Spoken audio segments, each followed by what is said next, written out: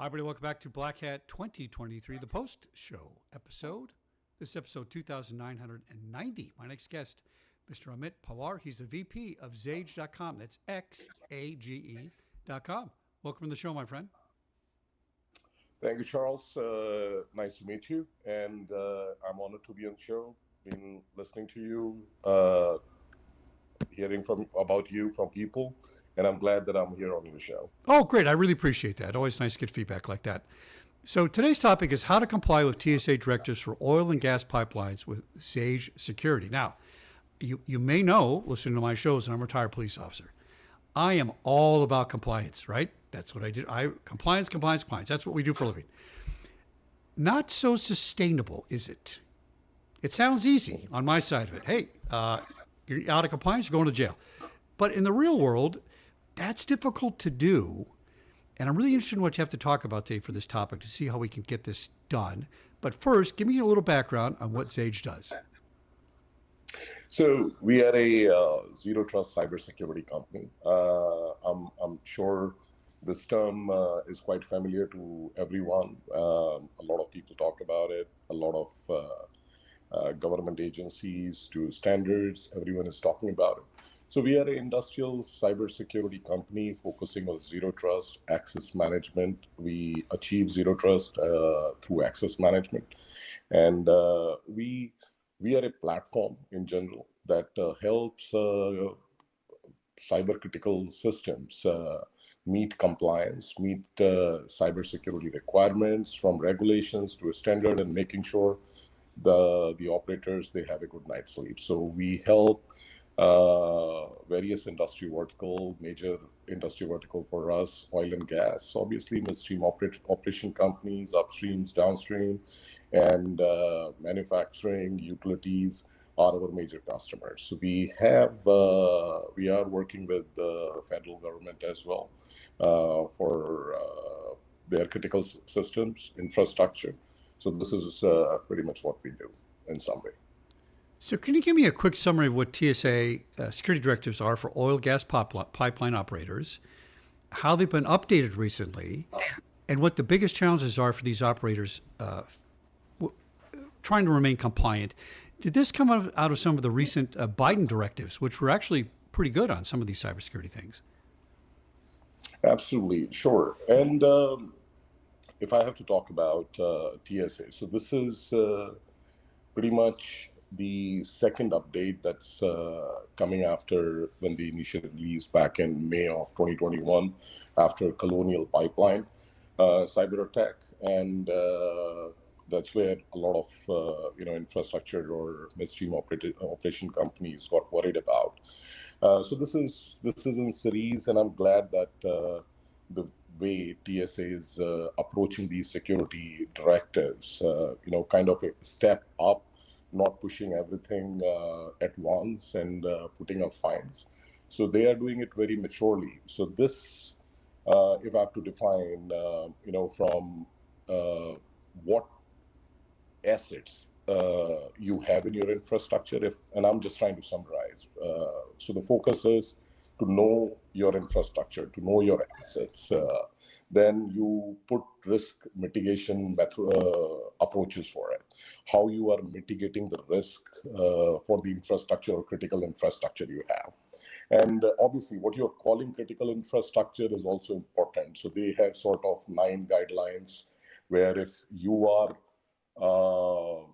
you are serving to these 9 domains or so, I mean, these assets or your infrastructure will come into that category.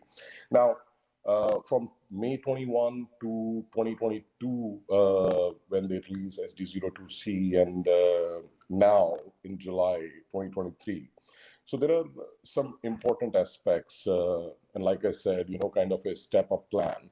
So for this one, obviously, companies will have to submit their cybersecurity assessment plan annually for reviews and approval, and results from they need to report the results from their last year assessments. What those results are looking like, where they lack, what the gaps are, needs to be reported as well. Now, important part, they need to test 100% of their cybersecurity measures, the plan that they put in place every 3 years. So that's kind of a mandate now. And another important is they need to at least test two of cybersecurity incident response plan, what they call as, or acronym for that is CIRP objectives, which including making sure that these two tests are run and their results respectively are reported. Now, in terms of some challenges, if question that you asked, what majorly oil and gas operators, midstream operators are facing with these security directives, obviously they need to invest in new cybersecurity technologies and procedures. Training and compliance. I mean, obviously, you need to train the people or the operators for cybersecurity best practices. That's kind of a challenge. Need to monitor and assess the cybersecurity posture, which kind of becoming a mandate, and they have to report that back to TSA is important. And now, with obviously these regulations, there are going to be a lot of focus from government agencies, regulators as well on it. So these are some common challenges that I can highlight on high level.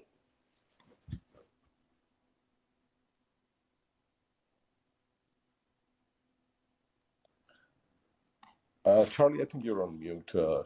Oh, sorry about that. Gotcha. I'm back. No problem. All right, here we go. Now, I know cybersecurity regulations aren't new, but are they more new than not? I mean, CISA has been putting out recommendations for many years, very good recommendations. Maybe they weren't a law per se or a regulation, but if you followed them, you'd be in better shape, right? Are you finding the government is now kind of stepping up and saying, okay, we've given you guys plenty of time to get this right. We've been doing this 30 years. Now we're making it a regulation. Now you got to comply.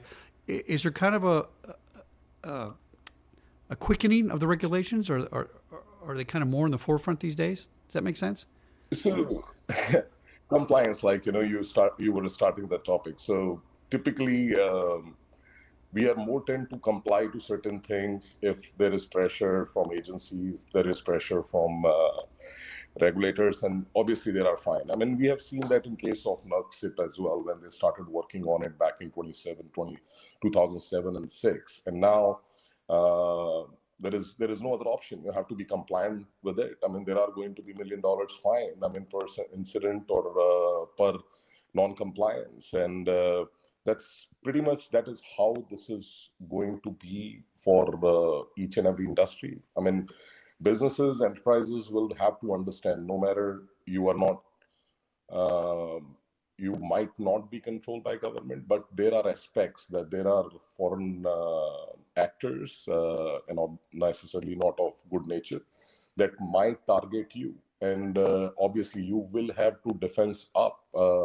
And I see that it's not government pushing. I think it's government helping to to understand these private enterprises, that how important it is. And I think messages as well right received from these organizations, from these enterprises. And then when we go out in field, we see that a lot of companies, I mean, I have not literally found anyone who was relaxing on these regulations that DHS or CISA or TSA, as a matter of fact, coming in, and people are working towards complying. And there is no other chance. You have these critical assets; these are your crown jewels to run infrastructure, and this, any which ways, help. Not just help. I mean, these are critical infrastructure for the country, for the resources, for the human life itself, and people are focusing and now paying good attention on it. So I'm glad that it's sooner than later, and people are working, or companies are working towards it.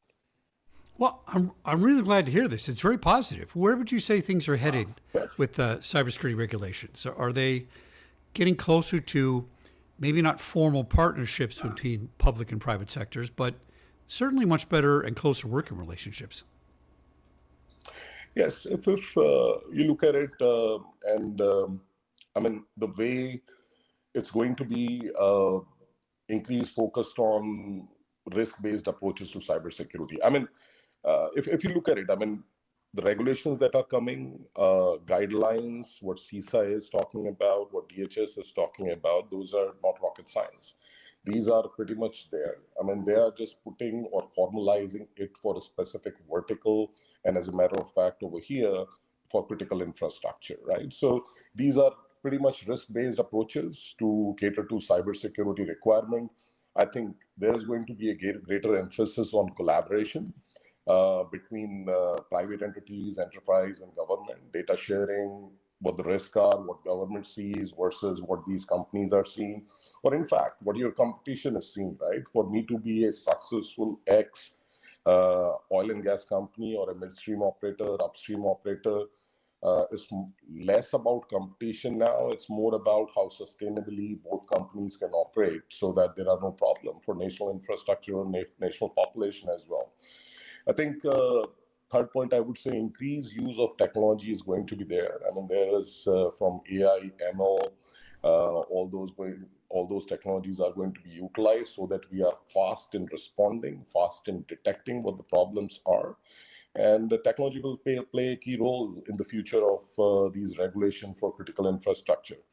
And fourth, and I'm sure with the situation in Ukraine, Russia, I think there is going to be a greater focus on international cooperation as well.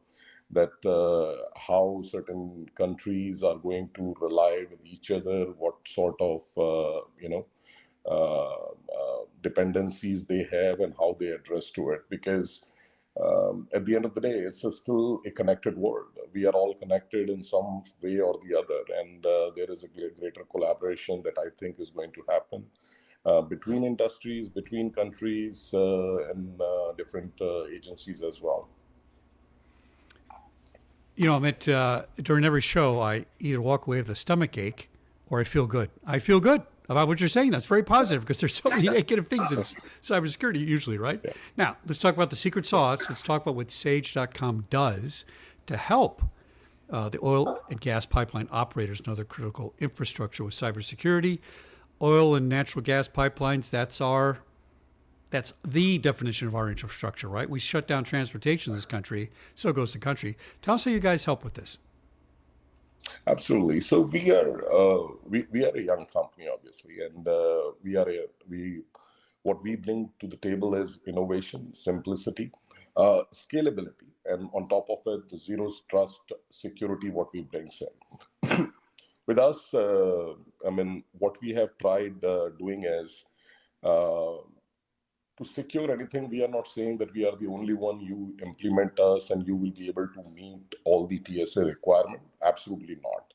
Because there are logical requirements, there are technical requirements, procedural requirement, training, compliance, etc. Right? I mean, it's a whole bunch of requirements. But specifically on risk mitigation, our approach is we suffice to majority all technical requirement that this standard has or security directive has, and our platform meet with majority of these cybersecurity requirements in a way that is easy to implement. It's zero disruption, and simplicity that I talked about is the key to it. And I say this a lot. You can put all level of security controls, put 100 different technology, and probably you can call yourself, the most secure organization. But to me, as a practitioner as well, security is as good as you implement it and as good as people use it, right? You have lock and keys in place, but if people are not using those lock and keys, there is of no use.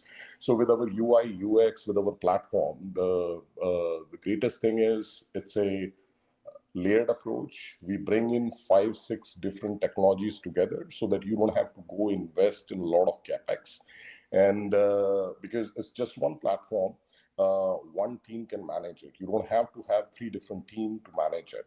So which brings down your capex and your operation cost as well. And we call it as a very good byproduct of our platform. And we call it that while we secure you, we save money as well for you. We make sure that we understand the pain points, we understand with economy as well. I mean, we can help you, help you get all these technical requirements implemented in a nicer way, and making sure that is so simple that people will love to use it. Because now what we are doing is, previously your operator maybe had to make 10 clicks to reach and to go what he's supposed to do. With us, we pretty much claim to have like maximum of 3 clicks, and this person will be able to do it while you meet the requirements as well. So you have your time saving, you have your cost efficiency as well, and you have simplicity and ease of use where people can use it as well. So it's all good combination for a product, and that's where a lot of people are working with us. And I'm glad to let you know, Charles, that we are working with one of the two of the top midstream operator companies who have trusted in us in United States. They are two of the top 10. And we are glad that we feel proud that they trusted in us to secure their critical infrastructure. And we look forward to work with more. Excellent, my friend, Mr. Amit Pawar. He's a VP of Consulting and Services, Xage.com. That's XAGE.com. Very good to meet you, my friend. I'm glad we could hook up here post Black Hat USA. And good luck to you. Maybe I could meet you in person next year if I get back to Black Hat. I Absolutely, hope to be sir. back there in person. Thank you, Charlie. Glad to meet you, sir. All right. Have a good day.